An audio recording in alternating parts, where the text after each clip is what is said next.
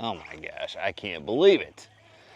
All right, guys, welcome back to the channel. Today on this video, what I wanted to do is, talk about, how to figure out what grass mats are going to be more productive than others. Some of the key things, the key variables that I look for when I'm looking for a productive grass mat. So right in front of us, you can see here, we've got a pretty large expanse of this matted out hydrilla. There's really no algae growth on the top of it, but it does look right other than that. There's a lot of things that I like about this.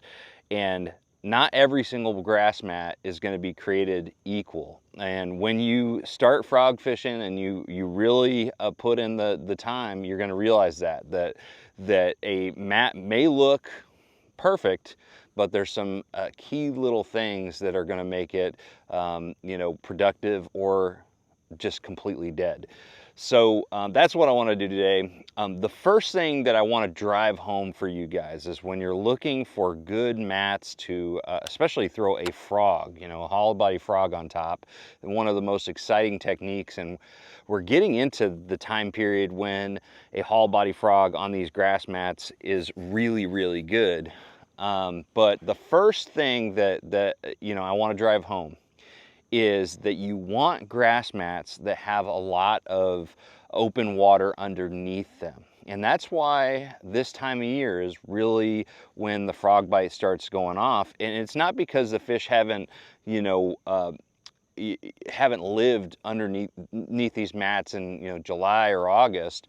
However, even if they were using these mats, the grass mats are so thick, they were so dense in those time periods from top to bottom, the root systems were still healthy, that it would be really difficult for the fish to be able to find and attack your frog on the surface. So it just was too dense at that time to really effectively fish this type of grass mat. But as the year goes on and you start getting into September and especially October, by that time period the root systems are starting to break down and decay and create these beautiful little tunnels underneath the grass mat. So that is the big key, is you need to not only have dense grass, but you need to have dense grass that is just densest on the surface and kind of loosens up and creates those tunnels and those places for the fish to move around. And so there's like a sweet spot, okay? That's why late September and October are kind of key time periods, especially this part of the U.S. Lakes like Guntersville, Chickamauga has a decent frog bite. A lot of lakes that have those grass mats, they get ripe this time of year. All right, so the next thing you want to look for with a grass mat, to me, and you need to turn off your music if you like to fish with music, or you've got a talkative partner.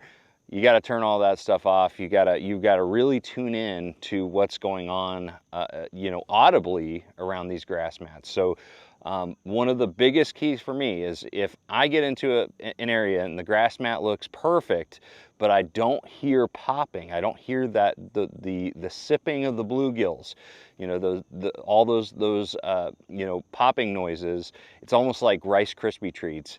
I'm not going to be going and having a lot of confidence in that location, that specific mat, because bluegill are a big, major food source for these bass underneath these mats. In fact, when you see a bass bust on the surface through a mat, a lot of times it's a bluegill that is on the top there. And so listening for bluegills, listening for those Rice Krispies popping, is a big key.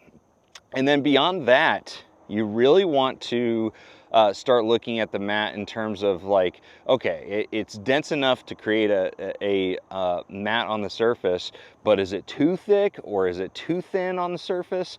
That's going to be a big key. This mat right here looks perfect. You got some blowholes, and what I mean by blowholes is holes that were created from fish already busting through to eat something. Okay, so you got those little holes that you can see, and a lot of times if you come up to a really good mat, those blowholes will be kind of condensed in one general area, and you know that there's some fish there. You know, having those blowholes is really important, and the reason why blowholes are also important is that if you can see that there's open water underneath, but it's dense all around it, I mean, that's the whole key to it. Another thing that I like to use to kind of figure out how dense a grass mat is and if it's going to actually be productive is the actual frog that you're throwing.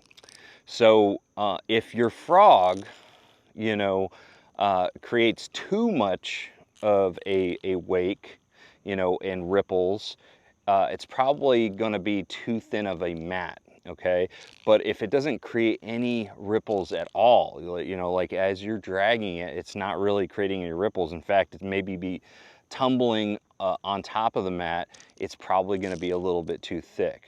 Okay, so you need to have that perfect, you know, happy medium where it's still thick enough to where the fish actually has to work to be able to find that bait. But when you're moving it, it's creating ripples, and those ripples, you know, disperse pretty quickly. So you're walking that line. Another thing that you really want to look for is what we call cheese, that algae that is on the surface that you know, sometimes can grow real thick. And I'm not really looking for the really dense cheese. I'm looking for that cheese that, again, if I bring my mat or my frog over that mat and all of a sudden there's a soft spot and you can kind of see some ripples, you know, emanate from the frog, that is legit.